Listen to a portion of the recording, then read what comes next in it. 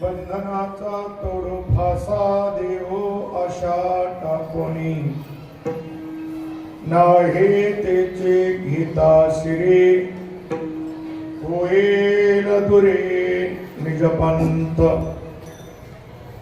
नाथिलीचे माझे तुझे कोण ओझे वागवेल नाही तेची घेता शिरे होईल दुरे निजपंत तुका म्हणे अंतराय देवी काय जिनेते नाही तिची घेता श्री होईल दुरे निजपंथ पांडुरंगा करून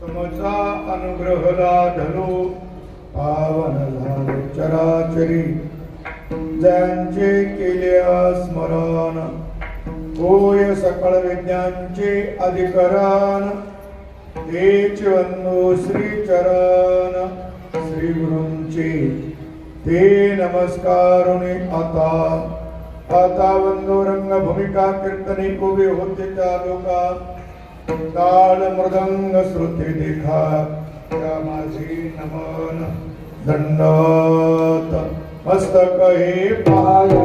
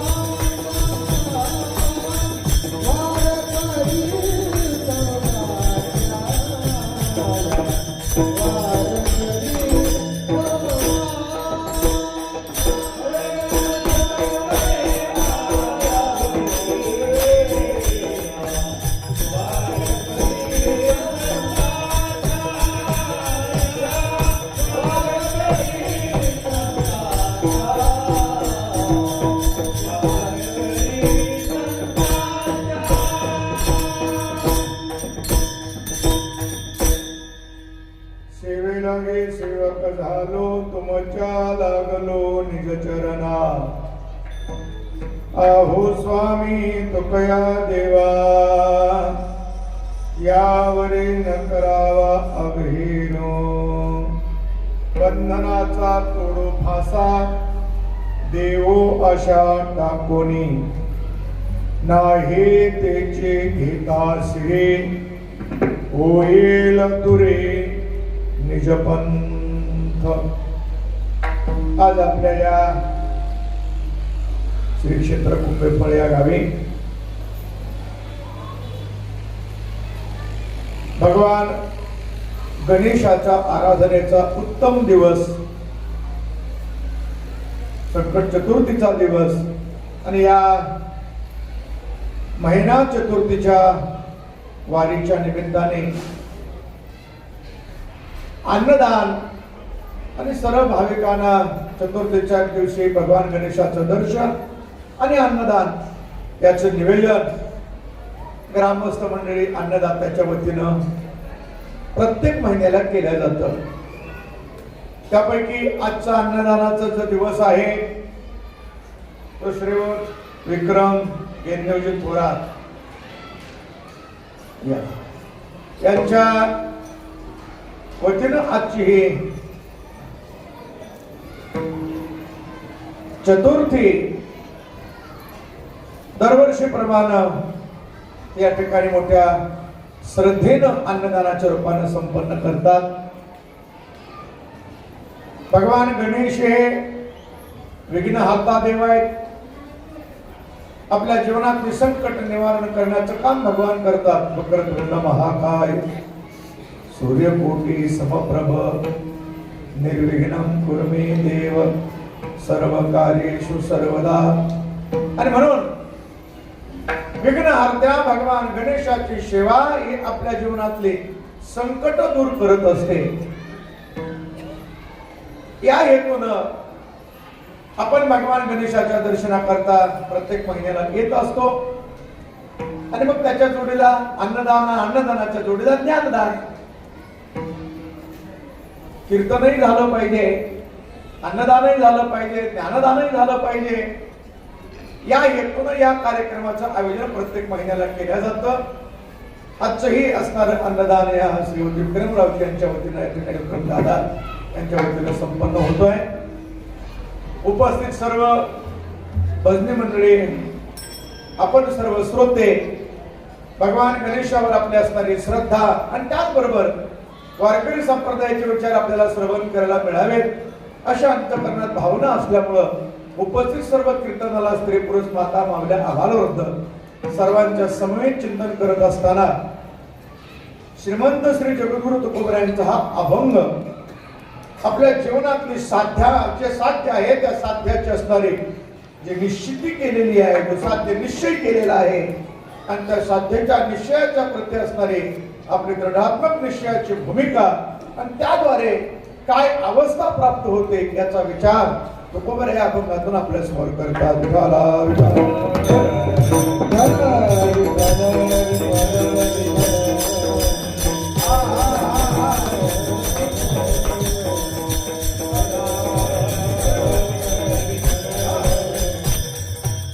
मनुष्य देहाच्या प्राप्तीनंतर जे कर्म अपेक्षित आहेत ती कर्म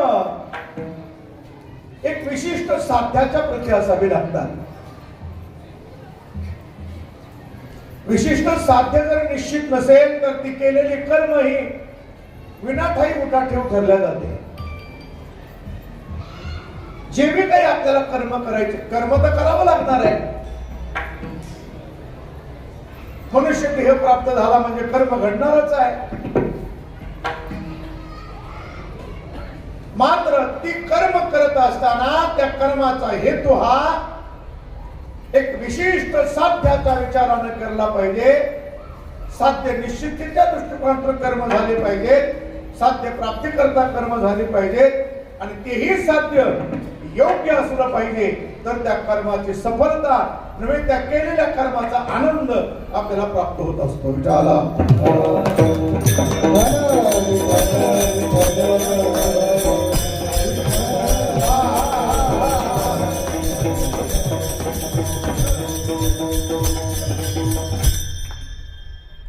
कर्म माणूस करतो नाही असं नाही, पण ते कर्म का करायची हा विचार तर करून कर्म करत नाही म्हणून त्याची कर्म ही निरर्थक ठरतात. मात्र साध्य निश्चित करून केलेली कर्म जीवनाला सार्थकता प्राप्त करून देत असतात. महापुरुष आपलं जीवन धन्य का बनवतात? कारण त्याने आपल्या जीवनाचं साध्य निश्चित केलेले आहे.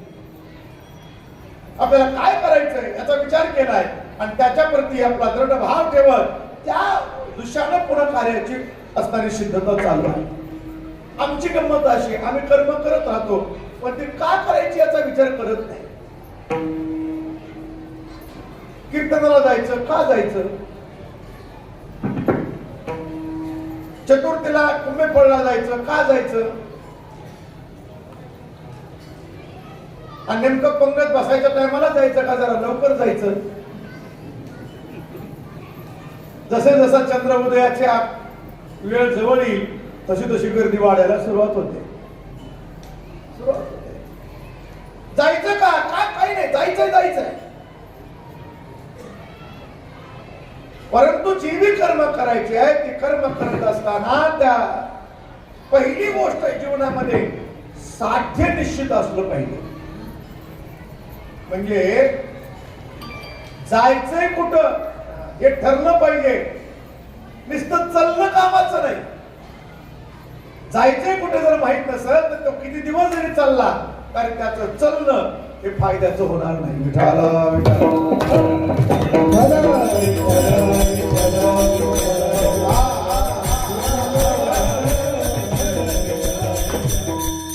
ज्याला जायचंय कुठं माहित नाही मात्र ज्याचं चलणं थांबत नाही त्याला शाना म्हणत नाही, त्याला वेडा म्हणतात. वेडा काय चलत नाही का चलतो. आपण अंबाजोगाईला चाललो की सकाळी इकडे केजकडे चाललेलं असतंय, दुपारी आपण तिकडून माघारी निघाली की माघारी अंबाजोगाईकडे निघते.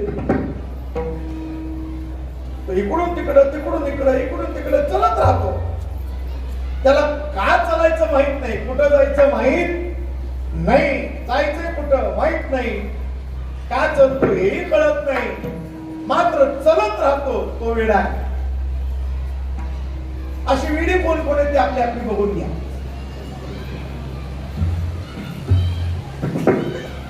एक अभंग आहे. गाव महाराज म्हणतात वेडा झालो वेडियाच्या गावा गेलो. म्हणजे आम्ही बी वेड्याच्या नादाने वेडी झालो. वेड्याच्या गावाला गेलो आहे. सगळी वेडीच आहे, चलती थांबत कोणीच नाही. मात्र चलायचे कशासाठी, साध्य काय आहे, परमात्म्याने मनुष्य जीवन आम्हाला दिलं, या जीवनाचा हेतू काय आहे, या देहानं आम्हाला जी कर्म करायची ते का करायची, जेवायचं तर का जेवायचं, चलायचं तर का चलायचं, झोपायचं तर का झोपायचं, बोलायचं तर का बोलायचं, ऐकायचं तर का ऐकायचं, याचा विचार महत्वाचा आहे ना. काही माणसं काय ऐकतात, कान दिलं म्हणून ऐकतात,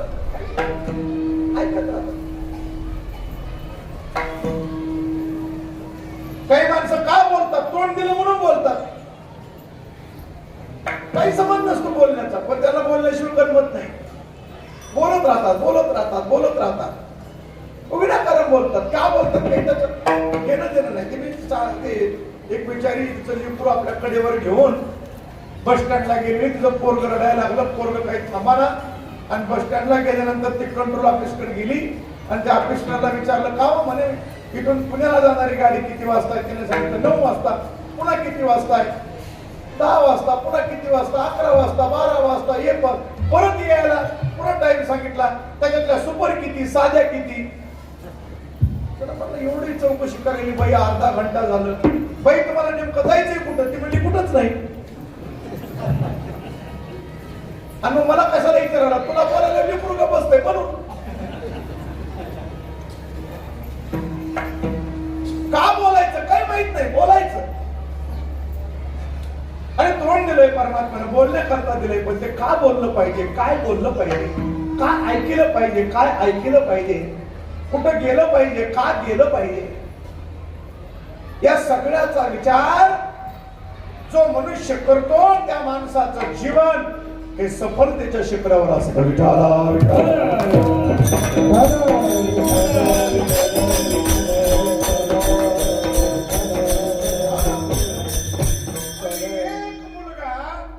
आईच्या समोर बसलेला आहे, आईने स्टोव्हवरती किटली ठेवलेली आहे, चहाची किटली असेल किंवा पाण्याची असेल, ती किटली ठेवलेली आहे, ती किटलीवर झाकण ठेवलंय आणि तो मुलगा त्या झाकणाकडे बघतो. ते झाकण वाफेनं पुन्हा वर येतंय, पुन्हा ती खाली दाबलं की बसतंय, पुन्हा वाफेनं वर येतंय, पुन्हा खाली दाबलं की बसतंय. ते वाफेनं वर येणारं झाकण का वर येत असेल याचा विचार करतो आणि विचार करत करत ते वाफेच्या इंधनाचा शोध लावतो.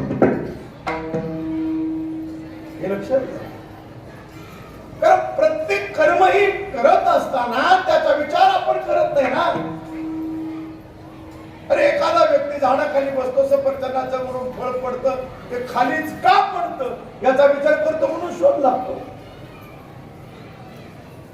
पण माझा मुद्दा इथं एवढा आहे की आपले कर्म करत असताना ते कर्म आपण अगोदर साध्य निश्चित करून कर्म केली पाहिजेत, तर जीवन सफल बनेल. विठाला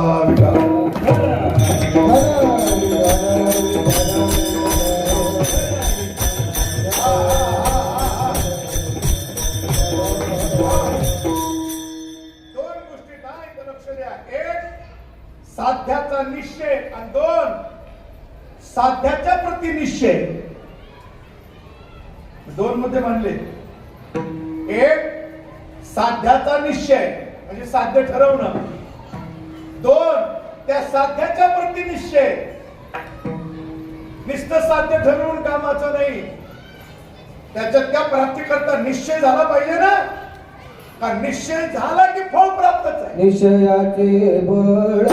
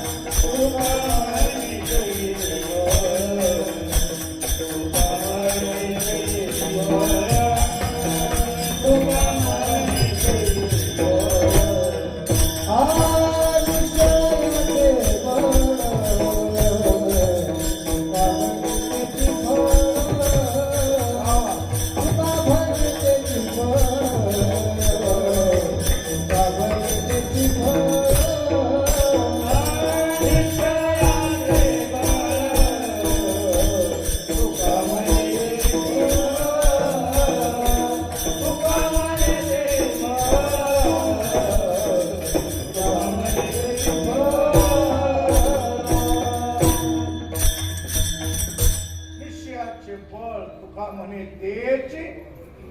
स्वराज्य हा माझा जन्मसिद्ध हक्क आहे, तो मी मिळवणारच. इतकं महत्वाचं आहे. तो मी मिळवणारच महत्वाचं आहे. आमचं साध्य आमचं हे करू का ते करू, ते करू का ते, हे मिळवू का ते मिळवू, नोकरी करू का व्यापार करू, व्यापार करू का शेती करू, शेती करू का धंदा करू, हे करू करू मरण्यातच ही मरू. काय होतच नाही. एक मोठा गुन्हेगार पकडला, राजाच्या समोर उभा केला. राजा साहेब,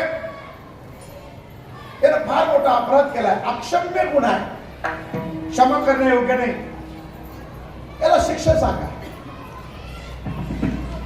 राजानं सांगितलं याला शिक्षा सांगू म्हणे, पण याच्या समोर दोन पर्याय ठेवू आपण शिक्षेचे. त्याला जो योग्य वाटेल ते त्यानं निवडावं.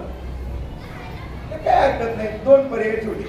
म्हणजे एक, हिरव्यागार लांब लचक अशा 100 मिरच्या आणल्या. एवढ्या 100 मिरच्या खायच्या, नाहीतर 100 फटके खायचे. एक माणूस असा पहिलवान दाराशिंगासारखा, त्याच्या हातात आसूड देऊन त्याला उभा केलेलं. हे दोन आहे, याच्यापैकी एक स्वीकार कर.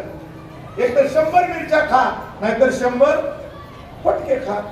त्याने विचार केला, त्या दाराशिंगासारख्या पहिलवान आपण बघितलं, मला याच्या का फटक्यात आपला जीव जाईल, त्याच्यापेक्षा मिरच्या खाल्लेल्या बऱ्या. होऊन काय होईल, पोटाचा कार्यक्रम बिघडल, जाईल तिकडे बसाईल 8-10 दिवस बाथरूम मध्ये, आपले काय फरक पडायला, मिरच्याच खाऊ म्हणून त्याने मिरच्या खायला घेतल्या. पण मिरच्या आणून ठेवणारा माणूस बी मोठा भारी होता, हुशार होता. त्यानं अशा मिरच्या कोल्हापुरीत आणल्या होत्या, लवंगीच्याच मिरच्या होत्या. 2 मिरच्या, तिसरी मिरची खाल्ल्याबरोबर पोटाची अशी आग झाली की त्याला 4थी मिरची काही चावणार. ती म्हणला मिरच्या काही नको वगैरे, म्हणला मी फटके खातो. राजा म्हणला तू मिरच्या खाऊ नको, तू फटके खा. मिरच्या बाजूला घ्या. मिरच्या बाजूला घेतल्या, फटके आणायला सांगितलं, सुरू. त्यानं पहिला ठोका टाकल्याबरोबर तर काताला निघालायचं. दुसरा कसं तरी सहन केला. तिसरा खाल्ल्यावर मला शेवटचा फटका खाऊस तर काही जगत नाही, मी मिरच्याच खातो म्हणून.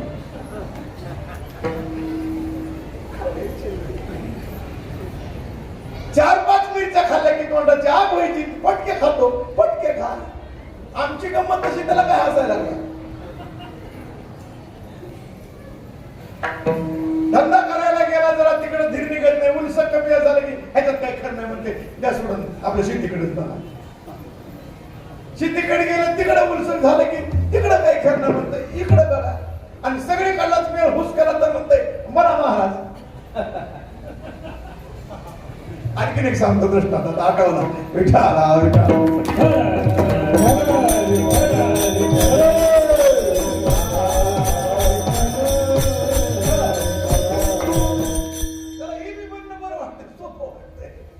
सध्या अलीकडे सोपं झालंय, तसं काय अडचणीचं राहिलं नाही. अलीकडे सोपंच आहे, त्याला काय लागतंय पुढे घालूनच आहे. सोपं आहे काहीतरी. एक माणूस असा दुमतीचा होता, त्याला काय बी केलं, त्यानं मोप धंदे केले, पण त्याला काय नशीब त्याचं असल्यामुळे त्याला काय मेळ लागायचा नाही. त्यानं सुरुवातीला मासे पकडायचा धंदा केला, पण त्याला काही मोठे मोठे माशाचा मेळ लागलाच नाही. बारीक बारीक जागेमध्ये मिळायचे. काय माझं नशीब म्हणायचं, मासे पकडायला गेलो तर झाडा झाडात मिळतंय. शेती केली त्यानं, त्याला शेतीत बी मेळ लागला नाही. शेतीत बी त्याच्या ज्वारी चांगली आली तरी कणस बारीक बारीक यायची, त्याला कणस मोठे लागायचेच नाही. काय करा म्हणायचा, माझा नशीबच काय असं. मछली पकडणे गया तो झांगा झोंगा, आणि शेती करणे गया तो लागा लुंगा. शेती तर बी मेळ लागत नाही, माशाकडे बी मेळ लागत नाही, या धंद्यात नाही त्या धंद्यात नाही. म्हणला महाराजच बनवू. काही नका मला लोक पाया पडून पैसे देत, म्हणला हातात पैसे घालून पाया पडतेत, चांगलं चांगलं खाऊ घालतेत. काही नाही म्हणला झेजट नका, म्हणला धंदा नका ना शेती नका, मस्त मासू महाराज बनायचे. साधूचे कपडे घातले, भगवे बिगवे कपडे घालून एका गावाच्या कडेला गेला. वडाच्या झाडाखाली गावाच्या कडेला जाऊन बसला. तपश्चर्या करायसारखं त्याला वाटलं तर लोक येतील, पाया पडतील. आपलं जाऊन बसला. दिवस मावळायची वेळ आहे, अंधार पडलाय, संध्याकाळची वेळ झाली. तो साधू मात्र तिथंच बसलेला आहे. गंमत काय झाली, इकडं रात्रीच्याला एका ठिकाणी चोराने चोरी केली. ती चोरी करून पळायले, पण माणसाने बघितलं, महाग माणसं लागली. चोराला वाटलं आता आपल्याला पकडतील, मग चलत चलत त्या साधू कुशी पिशवी टाकावे म्हणले. साधूला पण विचारणार नाही, माणसं गेली की पुन्हा याच्या बसली नेऊ, म्हणून त्यांनी साधू कुशी पिशवी टाकली. चोर पळून गेले. मागून येणाऱ्या लोकांनी एकाचं लक्ष गेलं, आणि पिशवी तर दिसली, बघितले, पकडा याला म्हणले. मग लोकांनी प्रमाणात पाठवते, अंगाला उनी राग, हे प्रमाण ह्यांना पाठवत होते. पुन्हा हे असले प्रमाण नाही पाठवून ठेवले असते माणसाने. जेव्हा पकडलं, महाराज बदके टाकायले, टांगा म्हणले ह्या वडाच्या झाडाला उलट, आणि त्याला उलट टांगलं. उलट टांगल्यावरती विचार करायला लागला, काय माझं नशीब असं. म्हणला खेती करने गया तर लांगा लुंगा, मछली पकडने गया तर झांगा झोंगा, साधू बना तो उलटा टाका. नशीब काय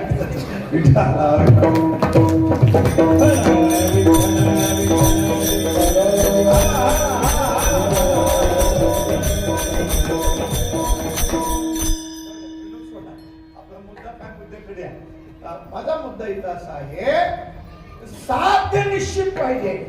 हे करू का ते करू, ते करू का हे करू, हे महत्वाचं नाही.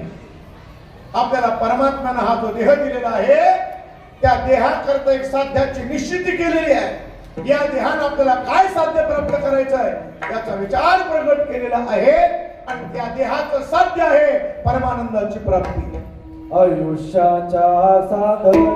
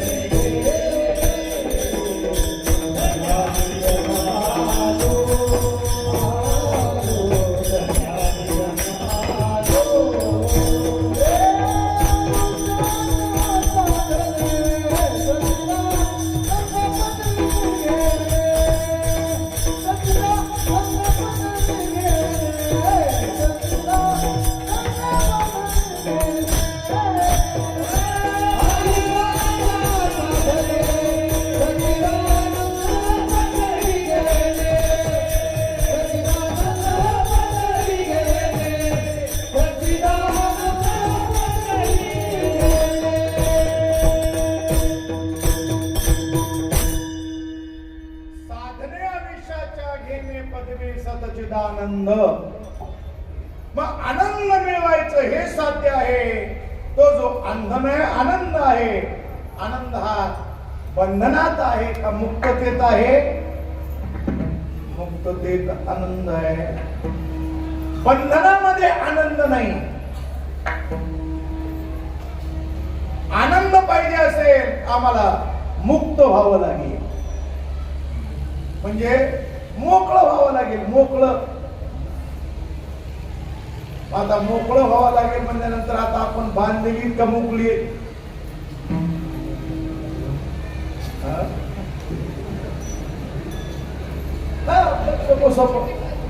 अवघड नाही. आपण बांधलेली का मोकळी आहे? फक्त बांधलेली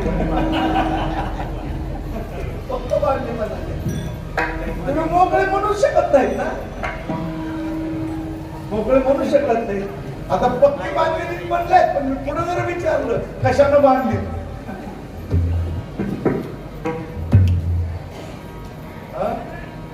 कशानं बांधली?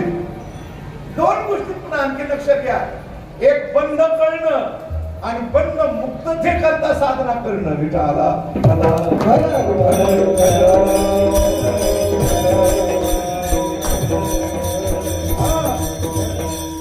बंधाच्या मुक्तीची इच्छा असणं आणि बंध कळणं, या दोन गोष्टी आहेत. एक तर पहिला बंध कळला पाहिजे आणि दुसरी त्या बंधनातून मुक्त होण्याची इच्छा असली पाहिजे.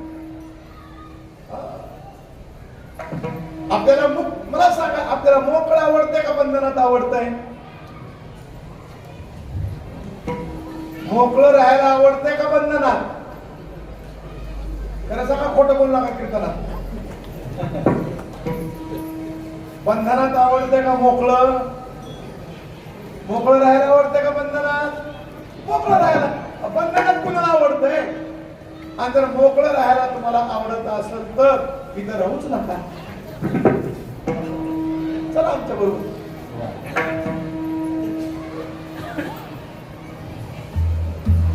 बंधन गंमत काय आहे? एक तर आम्हाला बंधन कळत नाही आणि दुसरी गोष्ट बंध मुक्त होण्याची इच्छा सुद्धा नाही. मोक्ष मिळणं अवघड नाही, मोक्षाची इच्छा अवघड आहे.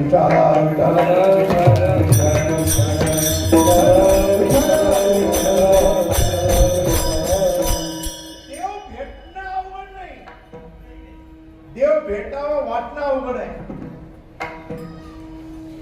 कोणाला वाटत नाही मला देव भेटावं? कोणालाच नाही. कुणीही सांगू द्या, इथं महिना वागला करणारे असू द्या, पंढरपूरला असू द्या, कुठे असू द्या, कुणीही सांगा देव भेटावं कोणालाच वाटत नाही. हा, देवानं माझं काम करावं असं वाटतंय, पण देव भेटावं वाटत नाही. देव भेटणं अवघड नाही, देव भेटावं वाटणं अवघड आहे. तसं मोक्ष मिळणं अवघड नाही, मोक्षाची इच्छा निर्माण होणं अवघड आहे. मुमुक्ष दुर्लभ आहे, मोक्ष दुर्लभ नाही, मुमुक्ष दुर्लभ आहे. आणि तसं बंधन मुक्त होणं, बंधन मुक्त होणं आवडलं पाहिजे ना. एका राजाचा वाढदिवस होता, जन्मदिवस. असं वाढदिवस नसतंच, ती घट दिवसच असतंय, पण ती आम्हाला घट म्हणून वाटत नाही म्हणून आपलं मोठं म्हणायचं. वाढदिवस आपला वाढदिवस असल्यामुळे त्या राजाने सांगितलं, प्रधानजी जी आज माझ्या वाढदिवसाच्या निमित्ताने आनंदाची बातमी देऊन टाका आपल्या कैद्यामध्ये की आज माझ्या वाढदिवसाच्या निमित्तानं सगळ्या कैद्याला सोडून द्या. आपल्या राज्यात जेवढे कैदी आहेत तेवढे सोडा. प्रधान म्हणला असं केलं तर अवघड होईल ना. अहो, कैदी जर सोडून देईल पण त्याच्यामध्ये सगळेच कैदी काही सामान्य कैदी नाही. कुणी गुन्हेगार आहेत, कुणी 10 खून केलेत, कुणी 5 खून केलेत, कुणी बँक लुटलेली आहे, कुणी स्त्रियावर अत्याचार केलाय. आणि अशी लोक जर मोकळी सोडली तर राज्यात अनाचार वाजेल. पण राजाची आज्ञा आहे, राजाच्या पुढे नाही म्हणायचं कोणी. प्रधानजी सोडून द्या, माझी आज्ञा आहे, सगळे कैद्यांना मुक्त करा. प्रधान हुशार होता. प्रधान म्हणला आता राजाला तर नाही म्हणायचं नाही, पण ही सगळी जर सोडली तर सगळं वाटोळ होऊन जाईल आपल्या राज्याचं. पण मोठ्या माणसाच्या हाताखाली माणसं हुशार लागतात. खालची माणसं बिघडली की मोठे पण बिघडलं. खालच्या माणसावर असते ती वरच्याचे किती मोठे पण टिकवायचे. प्रधान हुशार होता, त्यानं सांगितलं सरकार काही हरकत नाही, सगळ्याला सोडायचंच ना, कोण नाही म्हणतंय सोडलं पाहिजे, पण एक काम करू ना, अहो तुम्ही सोडायचं म्हणताय पण त्यांना बाहेर जायची इच्छा असली पाहिजे ना, त्या जेल मधून त्यांना बाहेर जायची इच्छा असली पाहिजे. तुम्ही सोडा म्हणून काय उपयोग आहे? कुणाच्या इच्छेच्या विरोधामध्ये देणं बरोबर नाही. राजा म्हणला मूर्ख आहेस का? अरे कुणाला बंधनात आवडतंय, जेल कुणाला आवडतंय, कुणालाही मोकळं व्हायला आवडत. मी तसं म्हणत नाही, पण त्यांची इच्छा नसली तर तुम्ही सोडून उपयोग काय? राजा म्हणला असं होऊ शकत नाही. एक काम करून म्हणला, तुमचा वाढदिवस आहे, तुमचा आसन लावतो मी त्या मोठ्या जेलमध्ये आणि एक एक कैद्याला तुमच्या पुढे आणून विचारतो, आणि त्यानं जर म्हणला मला मोकळं करा, बंधन मुक्त करा, मला जेलच्या बाहेर काढा, तर ताबडतोब बाहेर काढू म्हणला. आणि नाही म्हणला तर कशाला होऊ, त्यांना पाहिजे ते द्या ना. राजा म्हणला असं कसं होईल, मला बघू ना, काय अडचण काय, हातच्या काकणाला आरसा कशाला. राजाचं मोठं आसन टाकलं, कैद्याला नंबरनं बोलवलं आणि मग प्रधान तिथं उभा राहिला. काय रे, तुझी काय इच्छा आहे बोल, आज राजेसाहेबांचा वाढदिवस आहे, तुझी जी बी इच्छा असेल ती पूर्ण होईल, तुझी मनातली काय इच्छा असेल ती मोकळ्या मनाला सांग. त्याने सांगितलं सरकार मला लय भूक लागते, एकच भाकर देतात मला, माझी 2 भाकरीची सोय करायला हवा, चल पुढे 2 भाकरी. दुसरा आला, बोल रे आज राजेसाहेबांचा वाढदिवस आहे, तुझ्या मनात जी इच्छा असेल ती सांग, तुझी इच्छा सगळी पूर्ण होईल. ते म्हणा सरकार थंडीचे महिने वाढले, पांघराला 5 फटकी चादर दिली, लई थंडी वाजते, म्हणला 2 चादरी द्या, 2 चादरी, चल पुढं. प्रत्येक कैद्याला विचारायचं, कुणी भाकरी, कुणी चादरी, कुणी काय, एक सुद्धा म्हणून ना की मला ह्याच्यातून मोकळं करा म्हणून. अख्खे कैदी संपले, शेवटी एक आला, त्याला सांगितलं बोल तुला काय पाहिजे, काय म्हणशील ती इच्छा पूर्ण होईल. त्याला सांगितलं खरं म्हणतात तू, मी म्हणेल तू म्हणशील ती, मला काही नको म्हणला, त्या जेलच्या बाहेर काढा, मला याच्यातून मोकळं करा. प्रधान म्हणला एकटाच मुक्त करण्याचा लायकीचा आहे, बाकी एक लायकीचे नाही. हे सगळं मध्ये ठेवा लागतं. मुक्त होण्याची इच्छा असली पाहिजे ना, बंधन आपलं तुटावं याची आपल्याला अंतःकरणामध्ये विचार निर्माण होणं अवघड आहे. एक आणि दुसरा विचार आहे बंधन कशाचं, याचा अगोदर विचार करा. विठाला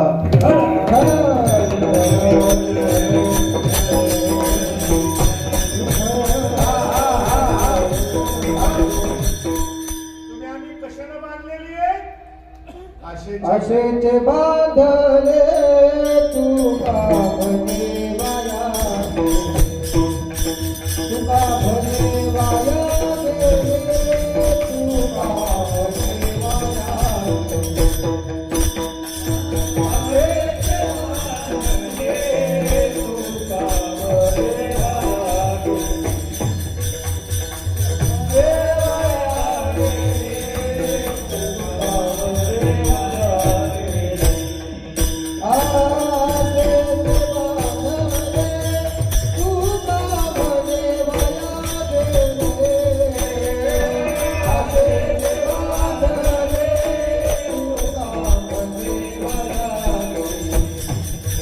तुका म्हणे वाया.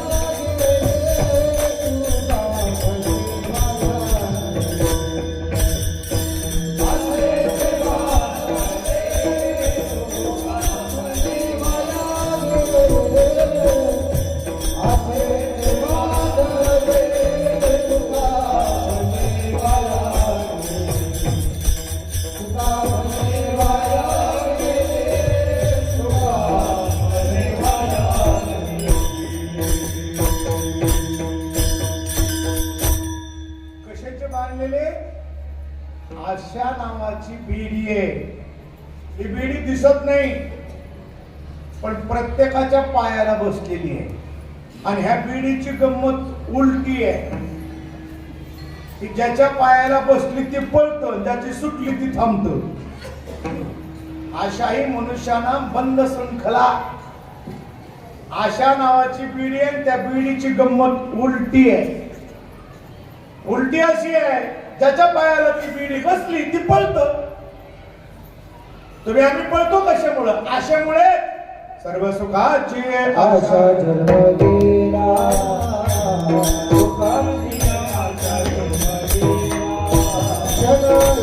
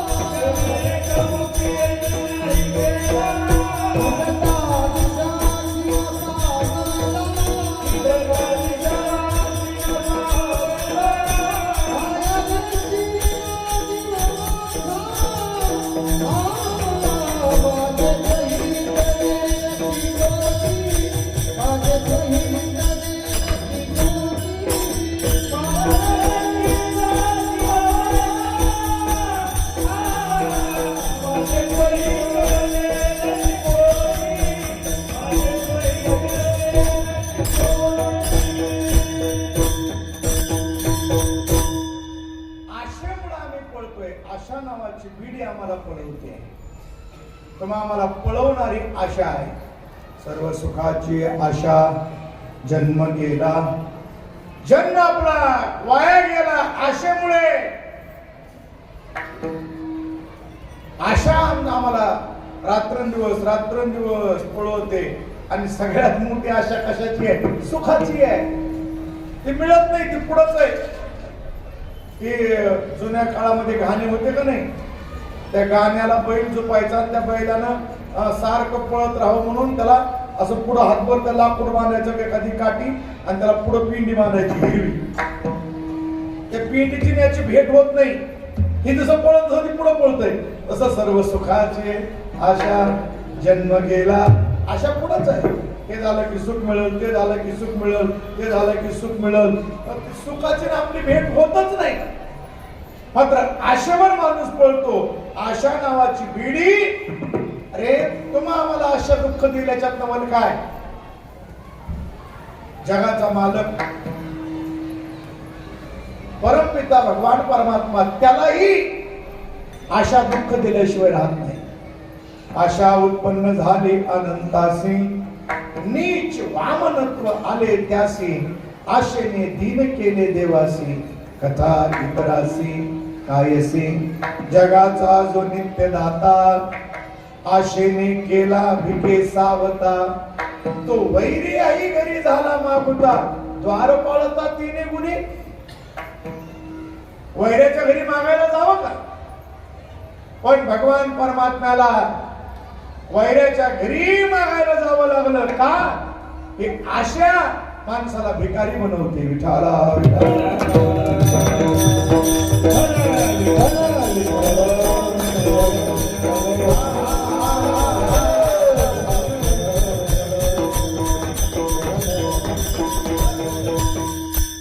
आशा देवाला सुद्धा भगवान परमात्मा वामन बनले. कशामुळे बनले? आशेमुळं.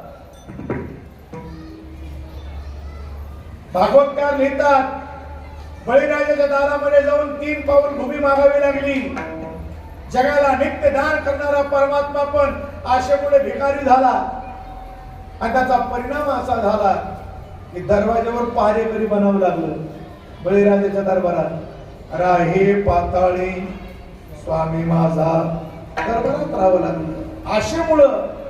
आशा सामान्य समजू नका. आशा चांगल्या चांगल्याला आशेवर लावती. विठाला विठाला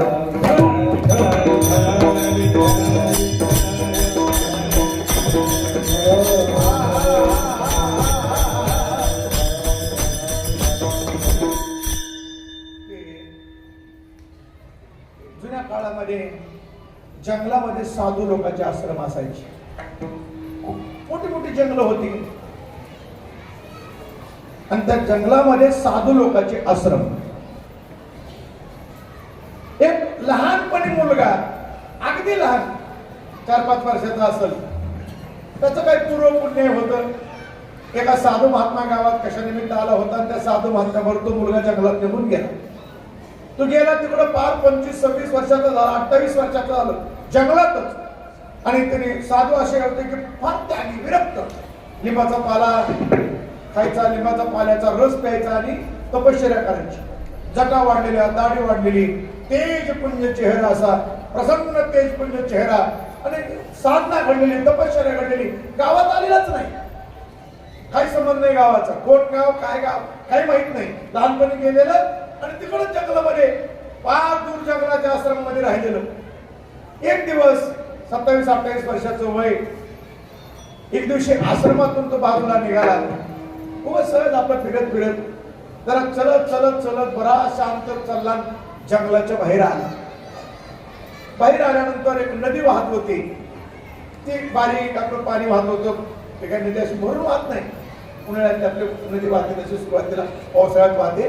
जो जो जो जो नदी वाहत होती त्या नदीच्या पहिल्या ठिकाणी जाऊन आपलं मस्त बसलाय. आपलं काही नाही, आपल्या आपल्या मस्तीत, तेजपुंज जटा वाढलेल्या, दाढी वाढलेली, आपल्या आपल्या मस्तीत बसले आहे. योग असा होता,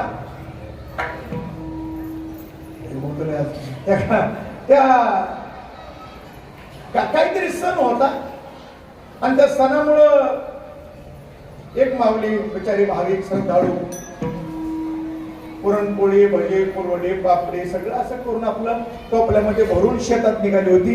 देवाला नैवेद्य शेतात दाखवायचा. शेतात ती माणसं जेवू घालायची आणि जात असताना ती पाणी नेण्याकरता नदी पुन्हा आली. हा नदीच्या काठावर बसलेला दगडावर मस्त आपलं प्रसन्न बसलेलं आपलं तेजपुंज चेहरा, जटा वाढलेल्या, दाढी वाढलेली, एकदम तेजस्वी पुरुष, लिंबाचा पाला खाऊन साधना करणारा, ते आपल्या आपल्या मस्तीत आहे, त्याचं काय कोणाकडे लक्ष नाही. त्या बाईनं बघितलं, माय म्हणे केवढा मोठा महात्मा आहे, काय तेज आहे, काय दाढी जटा वाढून, काय तेजपुंज चेहरा आहे, जावं दर्शन करावं. कुणीतरी महात्मा असत. जवळ गेली, टोपलं टेकवलं आणि दर्शन केलं. दर्शन केलं, महात्म्यानं काही बघितलं नाही. महात्मा आपल्या आपल्या मस्तीत आहे, त्याला काही लक्ष दिलं नाही इकडं तिकडं. पण त्या बाईला वाटलं, काय महात्मा त्यागी आहे, आपण दर्शन करून गेलो तरी आपल्याकडे तो बघत नाही, पाहत नाही, केवढा मोठा त्यागी आहे, त्याच्या मस्तीत आहे, फार त्यागी आहे. अशा त्यागी महापुरुषाची सेवा करावी.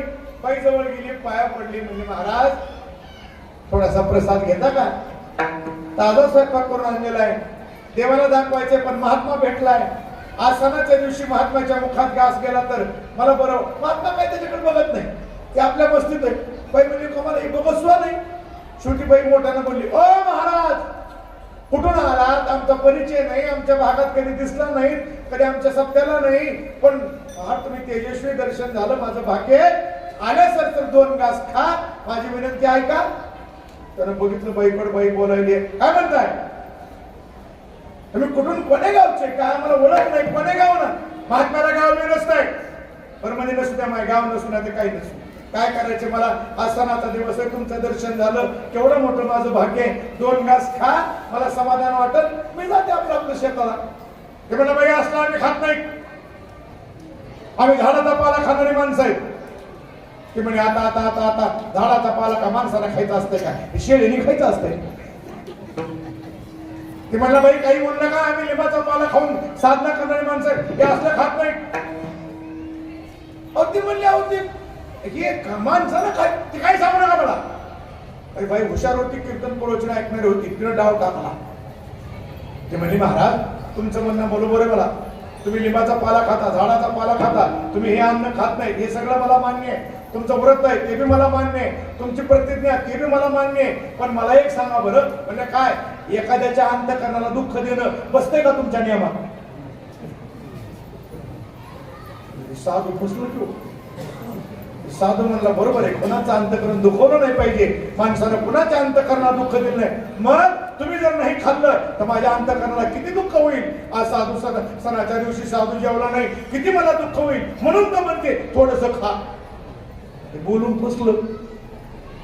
ते मला, बाई बघा थोडं द्या, थोडं देते म्हणले, अर्धी नव्हे चतकोर, बरं चतकोरच देते, 2 भजे देते, कुरवडी देते, पापडी, थोडासा भात, एवढंच घ्या म्हणजे बस.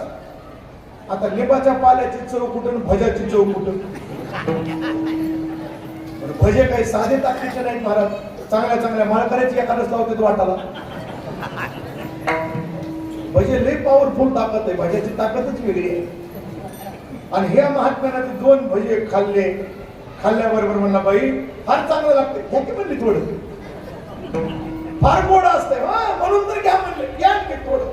बघता बघता त्यानं मस्त दाबून जेवण केलं. बाई काय जेवण असते म्हणे, मी कधी खाल्लंच नाही, मी कधी लहानपणी साधू व्हायला गेलेलो, लिंबाचा पाला कडून जर खाल्लेला, आता एवढं गोड खाल्लंय, असलं रोज कधी मला खायला मिळत. बाई म्हणली, सोपं आहे. कसं सोपं आहे म्हणजे, लग्न करा. लग्न केलं की रोज गोड खायला, असलंच खायला मिळते म्हणे, झाडाचा पाला खायची गरजच नाही. आता त्या लग्न केल्यावर काय मिळते तेच त्याला माहिती आपल्याला, काय काय गोड गोड पुढचा शब्द मिळत असेल. मग त्याने आपलं लग्न केल्यावर रोज मिळते, हो लग्न केलं की रोज असलं खायला मिळते, कुरवड्या पापडी. मग ती म्हणली, ते म्हणलं, आता मग मला बी लग्न करायला लागलं. हो म्हणजे करा तुमची इच्छा असली तर, पण म्हणलं आता मला कोण पोरगी देईल, मी कोण्या गावचा की काय माहित नाही. त्या बाईने विचार केला, ही ओरिजिनल साधू का जरा बिघडले बघूच. ती म्हणली, काही अडचण नाही, तुम्ही आता कशाला दुसरीकडे बघत बसता, मीच होती म्हणजे तुमची पत्नी. तुमची सेवा करते, सगळी व्यवस्था करते, गोडधोड खाऊ घालते, काही अडचण नाही. पण म्हणली एक आठ आहे, काय आता मला लगेच होता यायचं नाही, मी घरी गावाकडे जाते, उद्या चला बरोबर सकाळी येते मी सगळं उरकून साड्या वगैरे माझी पिशवी भरून येते. पण तुमचे केस किती वाढले, ती दाढी किती वाढली, जटा किती वाढल्यात, नवरदेव का असं असतंय का, न्हावेकडे जा, जटा काढून घ्या, केस मस्त कट मारा, दाढी वगैरे चकाचक घोटून सकाळी इथं या, मी येते बरोबर तयार होऊन. ते म्हणलं बरं. ती गेलं न्हावेकडे, न्हावे दादा माझी दाढी घोटा, केस कापा. नाही म्हणला इथं साधू दिसतोय संन्यासी, इकडे कसं काय आलंय. की मला तुला काय करायचं, कापा म्हणजे कापा. ते म्हणला कापतो पण फुकट कसं. आता द्यायला तर काय नाही, ह्याच्या पैसे ते लिंबाचा रस काढायला एक बघून होतं, बारका आपला लिंबाचा रस करण्याकरता. ते म्हणले एवढे बघून आहे, देऊ का. ते म्हणलं ती मला चहा प्यायला होईल. तर ते बघून घेतलं, बघून घेऊन मस्त केस वगैरे अशी कटिंग केली, मस्त कट मारला, दाढी चकाचक करून टाकली, सगळी फोटून डबल प्लेट मारली. आणि मग साधू चकाचक होऊन सकाळच्याला बरोबर त्या नदीच्या काठावर येऊन बसलो. वाट बघायला लागले. सकाळचे 10 वाजले, 11 वाजले, 12 वाजले, दुपार होऊन गेली, 4 वाजले, दिवस मावळला, बाईचा पत्ता नाही. दुसरा दिवस उगवला, बाईचा पत्ता नाही. आणि मग ते साधू म्हणते, आशा रे आशा, केश नाशा. केस गेले आता, पण आता आश्रमात बी जाता येत नाही, केस कापले, दाढी घुटली, आता आश्रमात मिळ नाही. आशा रे आशा, केश नाशा, नार मिली ठगना, आणि हाच्या मतली गई भोगुना. सगळं गेलं म्हणजे काय राहत नाही. आशेमुळं माणसाच्या जीवनामध्ये दुःख होत. मात्र महाराज म्हणतात, आम्हाला बंद असणारा जो आशेचा आहे तो आम्ही तोडणार. कसा तोडणार ते महाराज पहिल्याच्या बंधनाचा तोडू आशा,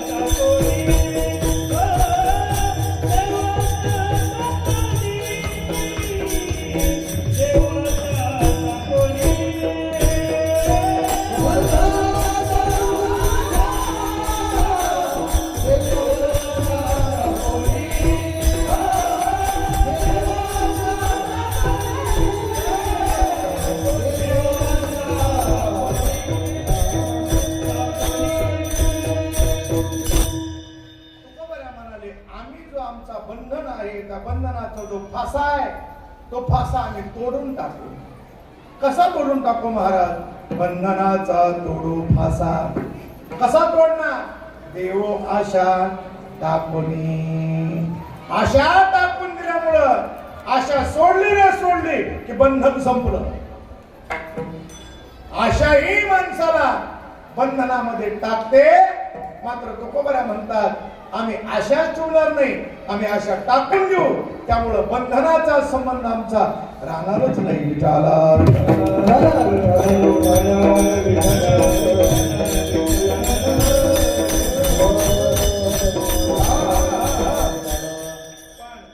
आशा सोडणं काही सामान्य माणसाचं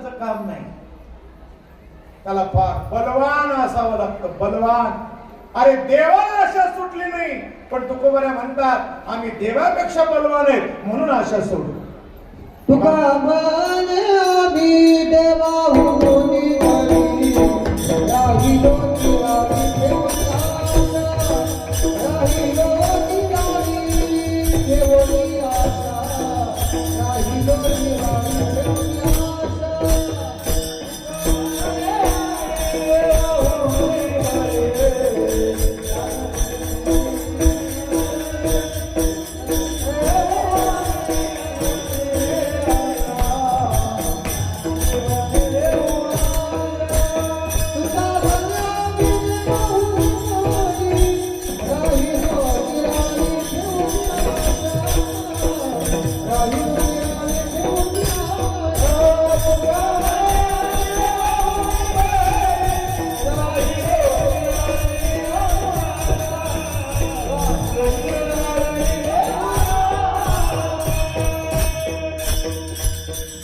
तुकोबऱ्या म्हणतात आम्ही देवापेक्षा बलवान आहे, आम्ही सामर्थ्यवान आहे. का?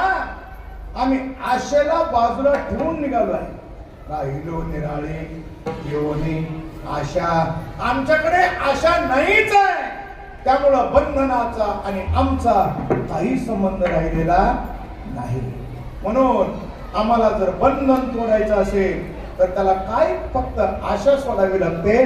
तुकोबऱ्या म्हणतात आम्ही मुक्त का झालो, त्याचं कारणच आहे की आम्ही आशा सोडली, त्यामुळे आम्ही मुक्त झालो. आशाच राहील, कशाची आशा नाही. आम्हाला आता कशाची इच्छा राहिलेली नाही, कशाची आशा आमच्याकडे शिल्लक नाही. त्यामुळं आम्ही मुक्त अवस्थेला पोहोचलेलो आहोत. बंधनाचा तोडू भासा देऊ आशा टाकोनी विठोबा रघुमाई.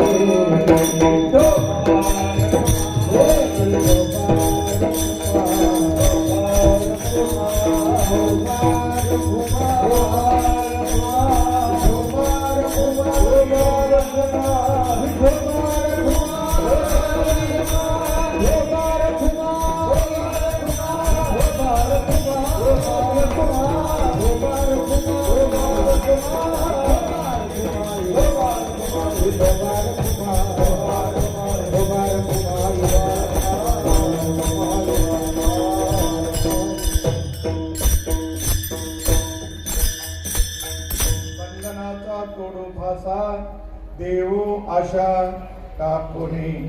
महाराज म्हणाले आम्ही बंधनाचा असणारा काय करू, बंध आम्ही तोडून टाकू. कसा तोडू? तर आशा सोडून तोडू. सरळ सरळ आहे. आशा तोडली की बंधन संपलं, बंधन नाही. मग आशेचा संबंध आला कुठून?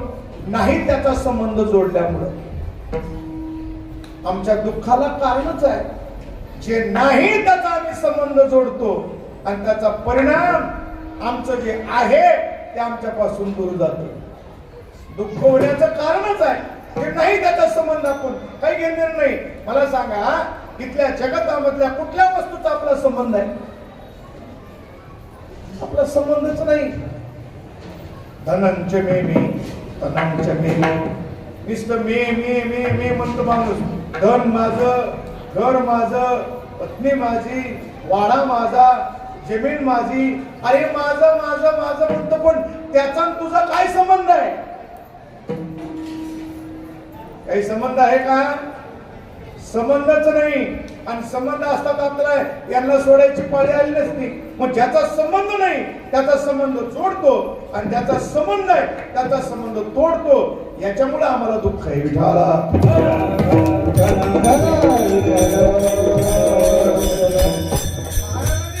सांगितलं नोहे तुझा हा परिवार, नोहे तुझा हा परिवार.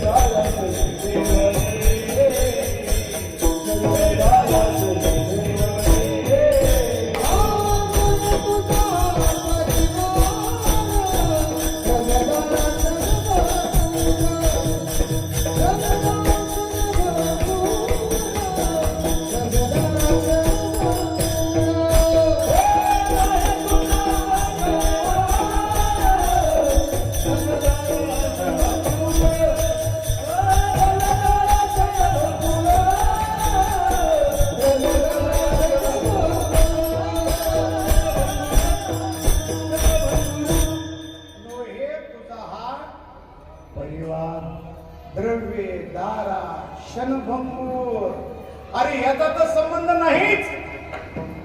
हे अगोदर बी आपले नव्हते, नंतरही आपले राहणार नाहीत.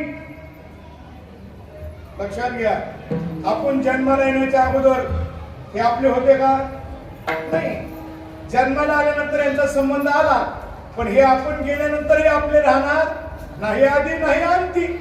हे अगोदर बी आपले नव्हते, नंतर बी नाही. मध्ये याचा संबंध आलाय, पण नाही त्याचा संबंध आम्ही एवढा.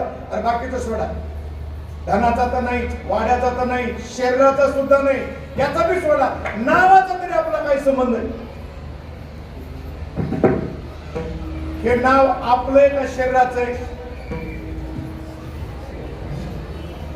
उपजले या बालकासी नाव नयत पासी, त्याच्यापाशी नाव नाही.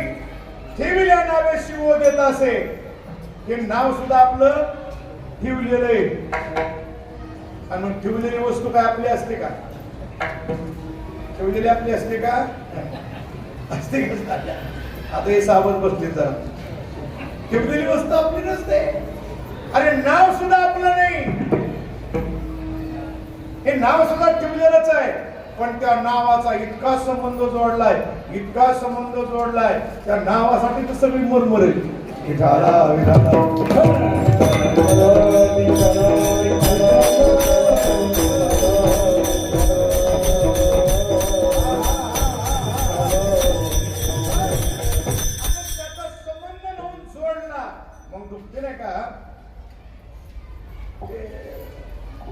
एकदा मुलीला भेटायला तिचा बाप आला. बाप आला भेटायला, आणि मग मुलगी, तिचा मालक, बाप तिघ बोलत बसले. मग ते म्हणले चला शेताकडे जाऊ. म्हणले चला. मग तिघे शेताकडे चलत चलत निघाले. 1 किलोमीटर शेत. रस्त्यानं चालता चालता एक सुंदर तुकडा लागलेला, आणि त्या ज्वारी पिली. एवढी सुंदर ज्वारी आली, भारीच्या भारी 2-3 एकरचा काय असेल ते तुकडा, काळा झर जमिनीचा तुकडा. बघितला दोघांना चालता चालता, आणि म्हातारा उभा चालता म्हणलं की ज्वारी या तुकड्यात किती होईल? त्या म्हाताऱ्याच्या पुरीचा जो मालक होता, जावाई तो पोरगा, ती म्हणला होईल, म्हणला 10 खांड्या होईल. 10 खांड्या होईल म्हणे. येड लागलं का तुम्हाला? 10 खांड्या होत असते? 10 खांड्या होत नाही, 12च खांड्या होणार मोजून. ती म्हणलं नाही 10च खांड्या होणार. ती म्हणलं 12च खांड्या होणार. जे बोलता बोलता दोघांचं वाढलं का नाही महाराज, वाढता वाढता बात मुद्द्यावरून गुद्यावर गेली. आणि मग गुदागुदी सुरू झाल्यानंतर का आता ते म्हाताऱ्याला ती जावं ऐकेल कसं होतं ना माणूस. आणि मग महाराज त्यानं पाडलं की खाली. जेव्हा गोळ सावळशी सुरू झाली, पोरगी बोंबलारी, आपली जमीन नाही, काही घेणं काही घेणं नाही. ते 12 खड्ड्या उडायचं, 10 खड्ड्या काही घेणं नाही का? अहो ती पण पुरीचं काही पुढे ऐकना. शेवटी मालकाला विनंती केली, मालक ऐकना, आपल्या बापाकडे गेली. म्हणजे बाबा जाऊ द्या ना, 10 तर 10 म्हणा की, काय तुम्हाला बिघडायला लागलंय? 10 तर 10 म्हणा. ते म्हणला पुरी माझी पाठ घासली तर घासू, पण 2 खंडीचा तोंडा कसा सोसू. त्याचा काही संबंध आहे का? काही संबंध नाही. त्याचा संबंध नसताना संबंध जोडला म्हणून दुःख आहे. त्याला हसू नका, आमची गंमत तशी आहे. या संसारातल्या कुठल्याच वस्तूचा संबंध नाही.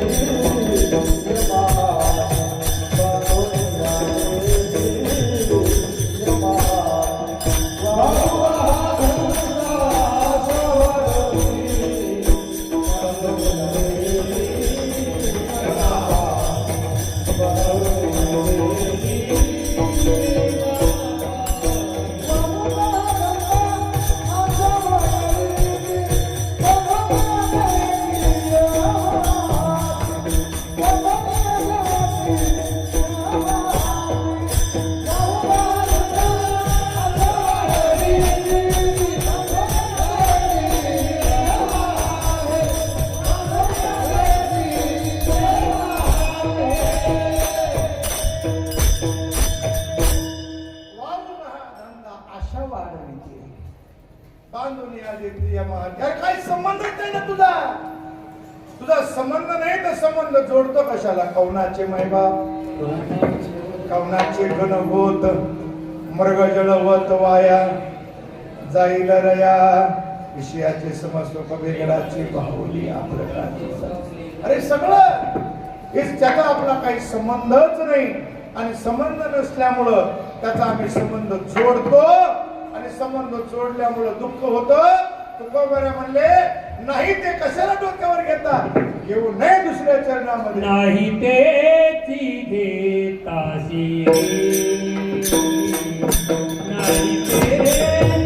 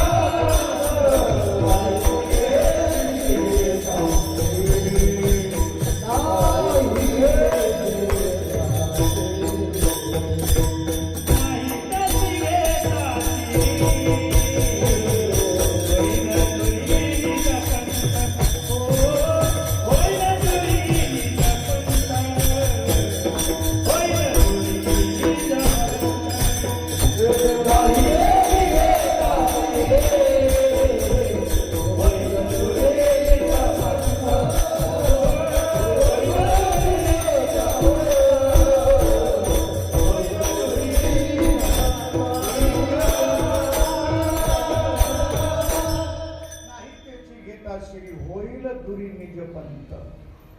ऐका एक वाक्य लक्ष देऊन जे आपलं नाही त्याला आपण आपलं म्हणतो म्हणून आपला दूर जातो.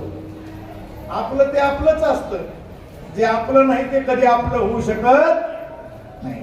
जे आपलं नाही त्याला आपलं म्हणतो म्हणून आपलं दूर आहे. मला सांगा की धनदारा पुत्र आपलं नाही त्याला आपण आपलं म्हणतो. आपला कोण आहे? देव माझा मी देवाचा हीच माझी. देव कोणाचा आहे? माझा. आणि मी देवाचा. देव आपला आहे आपण देवाचे. देव आपला आहे तर आपण देवाला म्हणत नाही आपला. जे आपले नाही त्याला आपले म्हणतो म्हणून आपला दूर जातो. परमात्मा आपला आहे म्हणून नाही त्याची घेता श्री होईल दुरी निजपंत. जे नाही विनाकारण त्याला शिरावर घेऊ नका म्हणतात महाराज. देखे पुढल्याचे ओझे आपुले माता घेजे. ज्ञानोबांनी गोड चिंतन केलं. अरे काय संबंध आहे त्याचा? विनाकारण आपल्या डोक्यावर ओझ घ्यायचं कशाला? मग आपण त्याच्या करता आपला निजपंत दूर जाईल. ठीक आहे महाराज. पण माणसं दुःखाचं जे मूळ आहे महाराज म्हणतात विनाकारण आपलं इथं काहीच नसताना आपला काही संबंध नसताना विनाकारण माझं तुझं म्हणतात दिलेचे माझे तुझे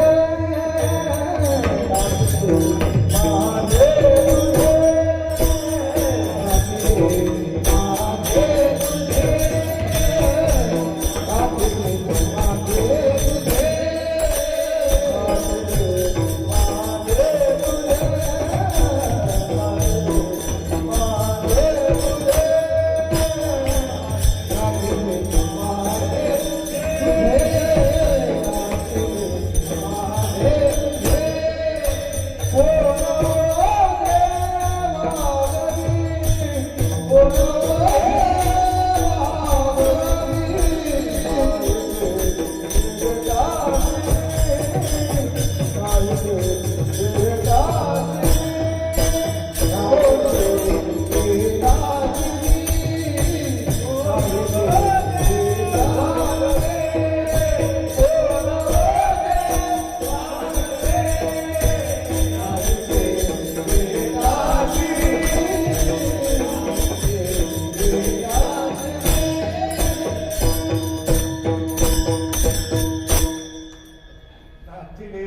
माझे तुझे कोण ओझे वागवी. तुकोबरा मला काही संबंध नसताना माझं तुझं पूर्ण ओझ वागवायचं काय संबंध हो. विनाकारण माणसं म्हणतात हे माझं हे तुझं हे माझं ते काही नाही हो. एकदा का काळानं झडप टाकली माझं नाही आणि तुझं नाही तिथल्या तिथं सगळं सोडावं लागतंय. काही सुद्धा आपल्याला बरोबर नेता येत नाही आणि मग नसताना विनाकारण ती ओझ डोसक्यावर का वागवावं. माणसं विनाकारण डोकं ओझ्यावर वागवतात माझं तुझं. तुकोबरा म्हणाले कोण ओझ वागवायला मोकळे हो. तुकोबरा म्हणे आम्ही त्याचं ओझ वागवी नाही. नातीची माझी तुझी कोण ओझे वागवी. आणि हे नसल्याला जर संबंध जोडला की परमात्म्याशी अंतर पडतो. आणि देवाशी जर अंतर पडला तर देवाचं अंतर पडल्यानंतर ते जिनं काही जिनं होतं का ते जिनं होत नाही. महाराज शेवटचं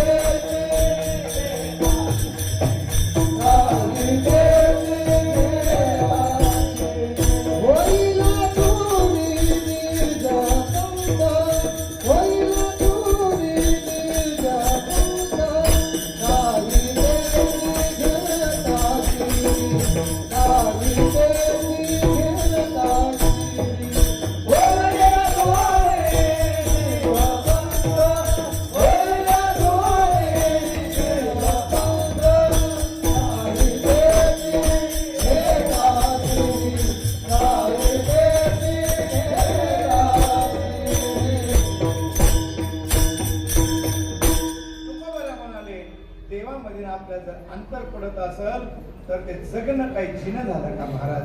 देवामध्ये अंतर पडला नाही पाहिजे. तुकोबाराची सगळी तळमळ या अभंगातली बघा. तुकोबारा म्हणतात आम्ही बंधन तोडून टाकू, आम्ही आशा सोडून देऊ. का? देवामध्ये अंतर पडला नाही पाहिजे म्हणून आशा सोडून देऊ. आशा निर्माण झाली आणि देवामध्ये जर अंतर पडला तर काय उपयोगाचं आहे. पुन्हा आम्ही नाही ते डोक्यावर घेणार नाही. नाही ते घेता श्री आम्ही नाही त्याचा संबंध जोडणारच नाही. त्याचा जर संबंध जोडला तर देवामध्ये आमच्यात अंतर पडल. आम्ही त्याचा पुन्हा होईल दोरी निजपंथ पुढे नाचलेची माझे तुझे कोण ओझे वागवे. विनाकारण माझं तुझं काही संबंध नसताना करण्याची काही आवश्यकता नाही. आणि आम्ही नाही त्याला माझं म्हणत बसलो तर आमचा जो परमात्मा आहे तो परमात्मा आमच्यापासून अंतरेल, तो दूर होईल. आणि त्याच्यापासून जर अंतर पडलं तर ते जगणं राहत नाही. पण देवामध्ये आमच्यात अंतर नको. का म्हणे अंतराय देवे काय जिने ते नाही तेची घेता श्री होईल दोरे पंत ज्ञानेश्वर.